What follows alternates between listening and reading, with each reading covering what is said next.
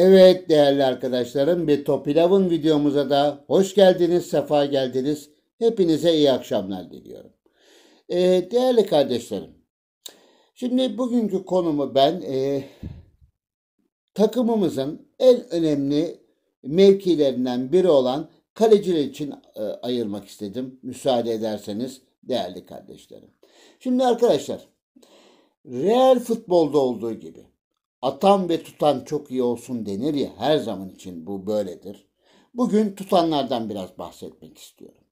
Ve tutanlarda da biliyorsunuz son güncellemelerle beraber oyun tarzları çok ön plana çıktı.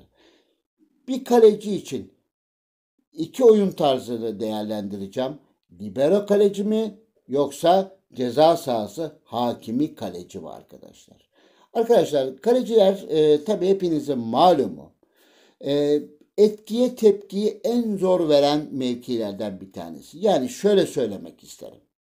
Diğer mevkideki oyuncularınızı birebir yetiştirmek, becerilerini arttırmak çok daha kolayken kaleciler için bu biraz böyle değil arkadaşlar. Neden? Çünkü kaleci özellikle verdiğiniz antrenmanlarda size daha geri olumlu tepki verebiliyor. Daha az olumlu tepki verebiliyor. Kaleci yetiştirmek biraz daha diğer mevkilere göre daha meşakkatli oluyor. Arkadaşlar kaleciniz genç ya da biraz daha ileri olsun. Tabii biraz daha ileri yaştaki kaleciyi tercih etmenizi ben öneriyorum aynı zamanda. Arkadaşlar şimdi kaleci için şöyle kendi kalecimden örnek vereceğim.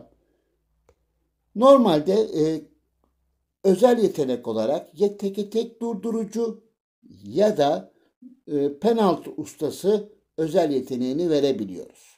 Ama ben bütün kalecilerimde bakın teke tek durdurucu özelliğini daha ön plana çıkartıyorum penaltı ustasına göre. Ha bunun yanında premiumdan duran top durdurucu özelliği de verirseniz kaleci için de artı bir değer olur diye düşünüyorum değerli arkadaşlar. Şimdi arkadaşlar ister üçlü oynayın ister dörtlü oynayın. Yani savunmada ne şekilde oynarsanız oynayın. Konumuz tamamen kaleci ve iki tane ayrı oyun tarzının iyi ya da kötü yanını böyle naçizane yine bir sohbet babında değerlendirmek istiyorum. Arkadaşlar biraz şöyle defansımızı öne alalım ki kaleciyle rahat rahat şekilde şey yapabilelim. Şöyle öne aldım. Arkadaşlar kaleci. Kaleci var arkadaşlar. Maçı kazandırır. Kaleci var. Maçı kaybettirir. Aynı real futbolda olduğu gibi.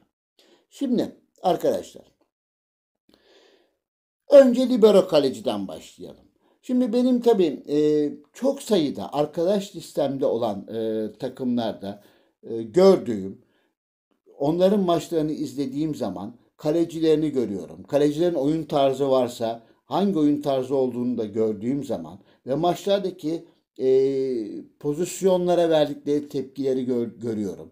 Ve artı oynadığım takımlardaki o karşı karşıya geldiğim müsabaka yaptığım takımlardaki kaleciler ve oyun tarzlarını da gördüğüm zaman şöyle bir analiz yapabilme donanıma sahip olabiliyorum arkadaşlar. Arkadaşlar libero kaleci nedir? Libero kaleci özellikle rakibin uzun toplarla, defansınızın arkasına attığı tehlikeli toplarla e, birebir rakibin hücum oyuncularla karşı karşıya kalabileceğiniz pozisyonlarda en önemli, en güzel yanı libero kalecinin bir libero gibi adı üzerinde bir libero gibi çıkaraktan onlardan evvel topa müdahale ederek topu tehlike bölgesinden uzaklaştırıyor. Hakikaten güzel bir özellik. Gerçekten güzel. Ha bunun çarpan seviyesi çarpı 3, çarpı 4 gibi yüksek seviyede ise eğer yıldızı çok çok önemli değil. Belki becerileri bir miktar tabii ki önemli. Ama sonuçta böyle bir özelliği de varsa oynadığınız takımlara göre de değişir bu. Tabii rakibin forveti, rakibin becerileri diyeceksiniz bana çok iyi biliyorum. Bunları bir yana koyalım.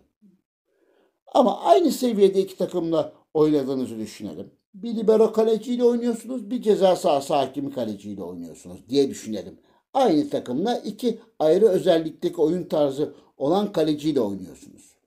Şimdi arkadaşlar, evet, gerçekten önemli, güzel. Rakibin attığı toplarda, savunmanızın arkasına sarkan toplarda libero kaleci çıkıyor ve topa müdahale ederekten güzel bir şekilde topu uzaklaştırıyor. Bir ikinci yanı da özellikle dediğim gibi arkadaş listemde olan ve oynadığım takımlarda, müsabaka yaptığım takımlarda da gözlediğim bir şey.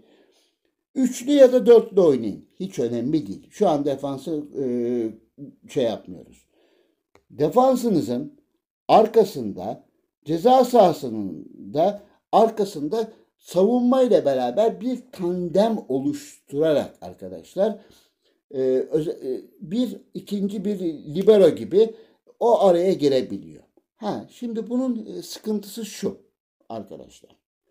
Ben olsam benim bir kaleci yetiştirecek olsam, ona bir oyun tarzı verecek olsam hangisini tercih ederim? Libero kaleciyi mi tercih ederim? Yoksa ceza sahası hakimi kaleciyi mi tercih ederim?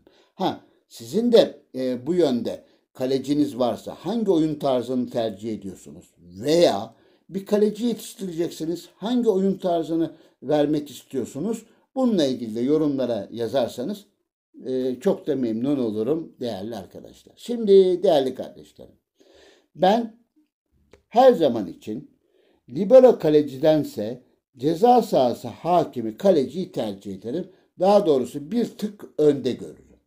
Neden? Oynadığım rakiplerde de en zorlandığım, gol atmakta zorlandığım kaleci tipi oyun tarzı olaraktan ceza sahası hakimi olan kaleci.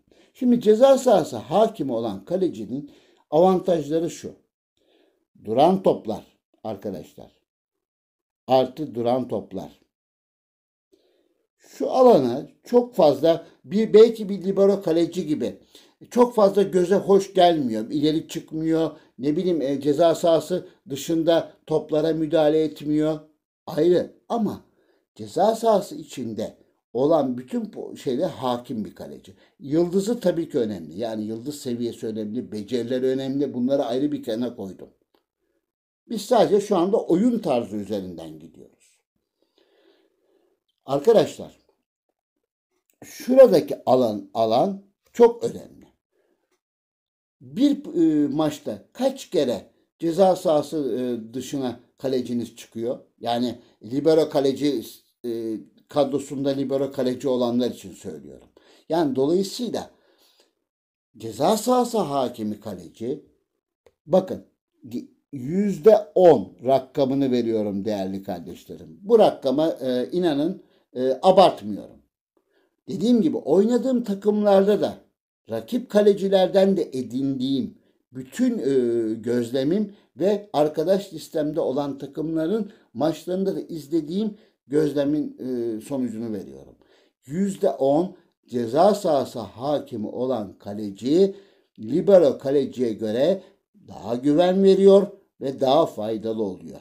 Kimseyi etkilemek istemiyorum. Şimdi kalecisine oyun tarzı verecek olanları da etkilemek istemiyorum. Ben bir abiniz olarak ailemizin kanalında bir sohbet ediyorum. Ben her zaman olduğu gibi söylüyorum. Naçizane benim görüşüm bu. Arkadaşlar. Takımınıza libero kaleci daha uygundur. Tabii ki ona oyun tarzında verirsiniz. Ama ben olsam burada ceza sahası hakimi kaleciyi daha tercih ederim. Çünkü ceza sahası hakimi kaleci ceza sahasına daha hakim oluyor. Çünkü gerek rakibin organize geldiği toplar, yani duran toplar, rakibinizin paslaşarak organize geldiği toplarda ceza sahası hakimi kaleciye gol atma şansı hakikaten daha zor oluyor arkadaşlar. Çünkü güncelleme ile beraber biliyorsunuz ki oyun tarzları çok ön plana çıktı. Eğer çarpanı artı 3 ve çarpanı artı 4 ise oyun tarzının daha da etkili oluyor arkadaşlar. Herkesin malumu, buna kimsenin hayır diyeceğini ben düşünmüyorum. Dolayısıyla arkadaşlar, Ben her zaman için şuradaki kalecimin ceza sahasına hakim olmasını tercih ederim. Daha tercih ederim. Evet, libero kaleci güzel. Ama bir maçta kaç defa uzun topla yakalanıyorsunuz?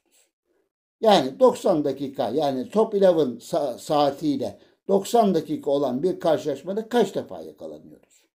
Ama rakip organize geldiği, duran top geldiği birçok pozisyonu yaşıyoruz. Dolayısıyla bu kıyaslamaları da yaparsak ceza sahası hakemi kaleciyi libero kalecinin bir tık önünde ben görüyorum arkadaşlar.